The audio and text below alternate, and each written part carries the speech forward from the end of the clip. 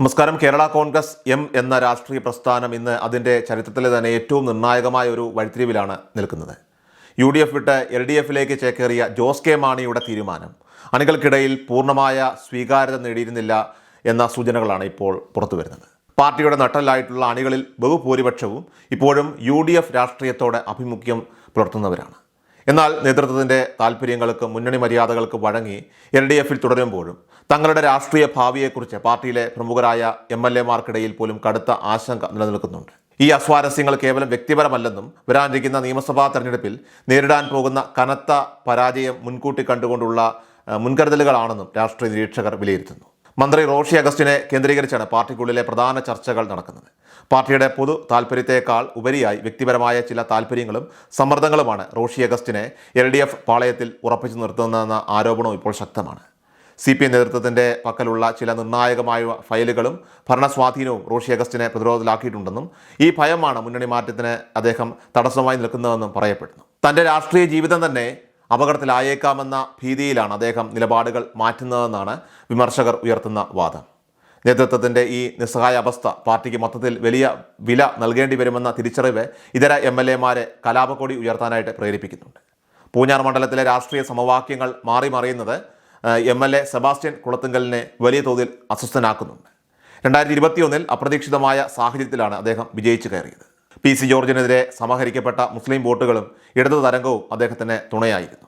എന്നാൽ ഇന്ന് സാഹചര്യം പാടെ മാറിയിരിക്കുകയാണ്. മലപ്പുറം പരാമർശം ഉൾപ്പെടെയുള്ള വിഷയങ്ങളിൽ സർക്കാരിനെതിരെ ന്യൂനപക്ഷ വിഭാഗങ്ങൾക്കിടയിലുള്ള പ്രതിഷേധം വോട്ടായി മാറുന്നത് UDFന് അനുകൂലമാകും. ഇത്തരമൊരു സാഹചര്യത്തിൽ LDF സ്ഥാനാർത്ഥിയായിട്ട് വീണ്ടും മത്സരിക്കുന്നത് രാഷ്ട്രീയ ആത്മഹത്യയ്ക്ക് തുല്യമാണെന്ന് സെബാസ്റ്റ്യൻ കുളത്തുങ്കൽ കരുതുന്നു. UDF പാളയത്തിലേക്ക് മടങ്ങുകയും അവിടെ നിന്ന് മത്സരിക്കുകയും ചെയ്താൽ മാത്രമേ പൂഞ്ഞാർ പോലെയുള്ള ഒരു പരമ്പരാഗത UDF കോട്ടയിൽ നിലനിൽപ്പുള്ളൂ എന്ന് അദ്ദേഹം വിശ്വസിക്കുന്നു. സമാനമായ രീതിയിൽ ചങ്ങനാശ്ശേരി MLA ജോബ് മൈക്കിളും കടുത്ത ആശങ്കയിലാണ്.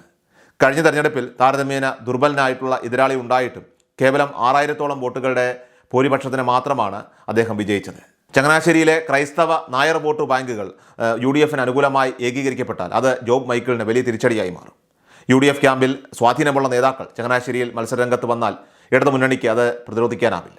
ഈ പശ്ചാത്തലത്തിൽ രാഷ്ട്രീയ നിലനിൽപ്പിനായിട്ട് മുന്നണി മാറ്റം അനിവാര്യമാണെന്ന ബോധ്യം അദ്ദേഹത്തിനുണ്ട്. ജോസ് കെ മാണി മുന്നണി വിടാൻ തയ്യാറായില്ലെങ്കിൽ പോലും സ്വന്തം നിലയ്ക്ക് രാഷ്ട്രീയമായ തീരുമാനമെടുക്കാൻ ഇവർ നിർബന്ധിതരായേക്കാം. CPM-ഉം കേരള കോൺഗ്രസും തമ്മിലുള്ള ബന്ധം എന്നും വൈരുദ്ധ്യങ്ങൾ നിറഞ്ഞതായിരുന്നു. അന്തരിച്ച നേതാവ് KM മാണിക്കെതിരെ CPM ഉന്നയിച്ച കോഴ ആരോപണങ്ങളും നോട്ട് എണ്ണുന്ന യന്ത്രം പരാമർശങ്ങളുമൊക്കെ തന്നെ ഇന്നും അണികളുടെ മനസ്സിലുണ്ട്. രാഷ്ട്രീയമായ ആവശ്യങ്ങൾക്കായി KM മാണിയെ അധിക്ഷേപിച്ചവർക്കൊപ്പം കൂട്ടുചേരുന്നത് പാർട്ടിയുടെ സ്വാഭിമാനത്തിന് തന്നെ മുറിവേൽപ്പിക്കുന്നതാണെന്ന വികാരം ബഹുഭൂരിപക്ഷം പ്രവർത്തകർക്കുമിടയിലുണ്ട്. ഈ ചരിത്രപരമായിട്ടുള്ള വൈരുദ്ധ്യങ്ങൾ ഇപ്പോഴും പാർട്ടി ബന്ധത്തിൽ വിള്ളലുകൾ വീഴ്ത്തുന്നു.